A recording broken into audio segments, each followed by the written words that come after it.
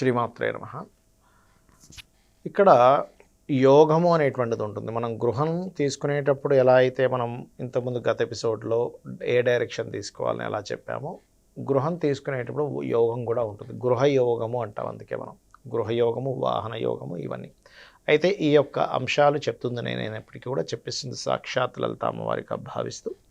First of all ఏంటంటే ఇక్కడ ఈ గృహయోగం వాస్తుపరంగా ఎప్పుడుంది, లేకపోతే మనకి జ్యోతిష్శాస్త్రపరంగా ముఖ్యంగా ఎప్పుడుంది అని చెప్పి చూసుకున్నట్లయితే, వీళ్ళ జన్మజాతకంలో 4వ అధిపతి యొక్క మహాదశలు వచ్చేటప్పుడు మనం ఏదైనా గృహానికి వెళ్ళగానే మనకి అక్కడ పాజిటివ్ వైబ్స్ కనెక్ట్ అవుతూ ఉంటాయి. లేదా మనకి 4వ అధిపతికి వ్యతిరేక మహాదశ ఫలితాలు వస్తుంటాయి. అలాంటప్పుడు గనక మీరు ఏదైతే గృహం ఉంటుందో ఆ యొక్క గృహం దగ్గరికి వెళ్ళి చూసినప్పుడు ఏదో తెలియని డిస్కంఫర్ట్గా అనిపిస్తుంటుంది. ఏమిటండి అక్కడికి వెళ్ళాక నాకు ఎందుకు అంత ఇదిగా అనిపించలేదు. ఎందుకంటే ఎప్పుడు కూడా గుర్తుపెట్టుకోండి, గృహంని మనం ఎంచుకుంటున్నాం అనుకుంటున్నాం కాదు, మనల్ని గృహం ఎంచుకుంటుంది, మనల్ని చూజ్ చేసుకుంటుంది గృహం. అందుకే పశు పత్ని సుతాలయ అంటూ ఉంటారు. అంటే పశువులు కానివ్వండి, ఆలయం అంటే గృహం కానివ్వండి, భార్య కానివ్వండి, ఇవన్నీ కూడా ఒక యోగం, పూర్వజన్మలో చేసుకున్నటువంటి పుణ్యఫలం ద్వారా వస్తూ ఉంటాయి.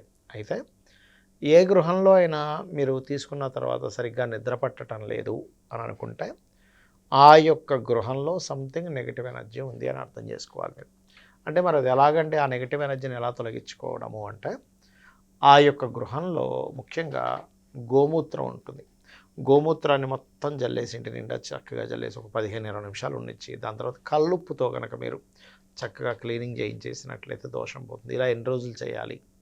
ఒక మంచి రోజు చూసుకొని, అంటే పాడ్యమి, విధియ, తదియ, పంచమి, సప్తమి, దశమి, ఏకాదశి ఇలాంటి ఒక మంచి రోజు చూసుకొని, లేదా గురుపుష్య యోగాలు ఉంటాయి, అలాంటి రోజు తీసుకొని మీరు చక్కగా ఆ రోజు ఆ గోమూత్రాన్ని జల్లి తుడిపిచ్చేసి ఒక 11 రోజులు కంటిన్యూ అలా చేసినట్లయితే మీ ఇంట్లో నెగిటివ్ ఎనర్జీ ఉండదు.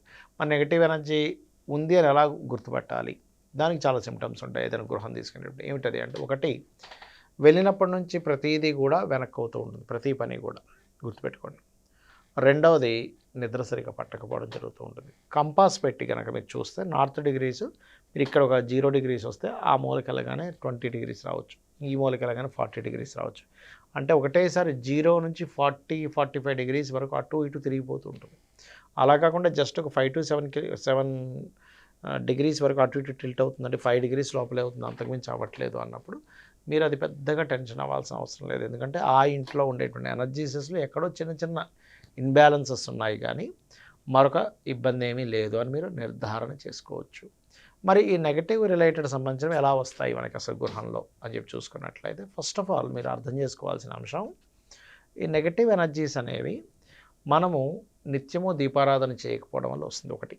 రెండవది, ఇంట్లోకి చెప్పులు వేసుకొని లేకపోతే కాళ్ళు కడుక్కోకుండా ఇంట్లో తిరుగుతూ ఉంటారు. ఇంట్లో బయటికి వెళ్ళేసి వస్తాం, వెంటనే కాళ్ళు కడుక్కోవాలి.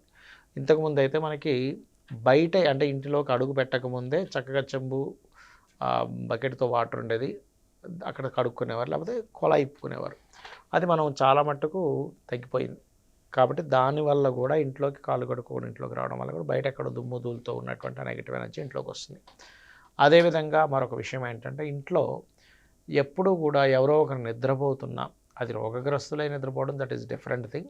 బట్ యువకులు ఎప్పుడు అంటే రాత్రిపూట ఎప్పుడో నిద్రపోవడం, తెల్లవారుజామున మధ్యాహ్నం వరకు నిద్రపోయి చేస్తున్నా కూడా అది నెగిటివ్ ఎనర్జీగా ఫామ్ అవుతుంది, గుర్తుపెట్టుకోండి.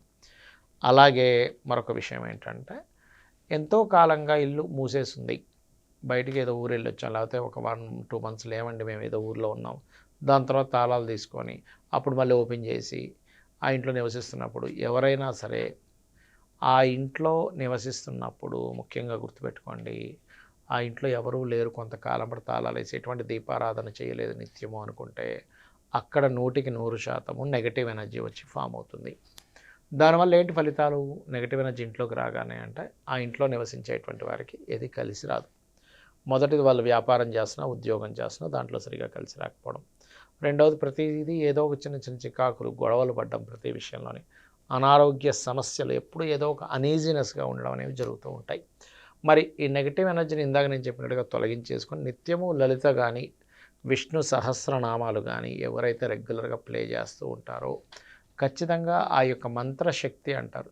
లలితా సహస్రనామాలు ప్రత్యేకంగా అవి చూడడానికి మనము ఏమనుకుంటామంటే ఏమున్నాయి నామాలు కదా అనుకుంటాం, కానీ వసిన్యాది వాగ్దేవతల నుంచి వచ్చినటువంటి ఆ యొక్క నామములు కాబట్టి వాటికి అంత గొప్ప శక్తి ఉంటుంది. అవి వేదమంత్రంతో సమానము.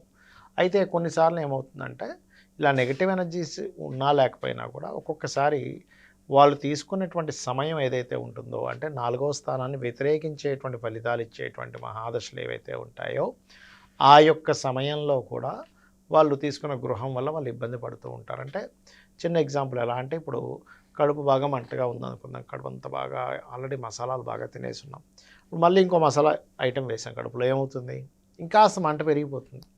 అంటే ఆ సమయంలో ఏంటో ఓ మజ్జిగ తాగాలి చక్కగా, లేకపోతే ఇంకేదైనా జ్యూస్ తాగితే కొంచెం చల్లబడుతుంది. ఈ రకంగా మనకి గృహయోగం తీసుకోకూడని సమయంలో తీసుకోవడం వల్ల కూడా నెగిటివ్ ఎనర్జీస్ లేకపోయినా కూడా ఇబ్బంది వస్తుంది. లేదా మీ జన్మజాతకంలో గృహంలో నెగిటివ్ ఎనర్జీ ఎంటర్ అయ్యే టైం నడుస్తూ ఉంటుంది. అది కూడా మనం జన్మజాతకంలో చూసుకొని ఆ పాపగ్రహాలు శుభగ్రహాల యొక్క లెక్కను బట్టి చేసుకోవచ్చు. బట్ ఏదైనా కానీ మీరు నిత్యము దీపారాధన చేయడము, గోసేవ చేయడము, ఇందాక నేను చెప్పినటువంటి ప్రక్రియలు పాటిస్తూ లక్ష్మీ అనుగ్రహం కలుగుతుంది. గోవు యొక్క మయంతో గనక బయట మనం పెట్టినట్లయితే కూడా. మరియు మరొక విషయం ఏంటంటే లలిత విష్ణు సహస్రనామాలు చేయండి, అన్ని విధాలా బాగుంటుంది. శ్రీమాత్రే నమః.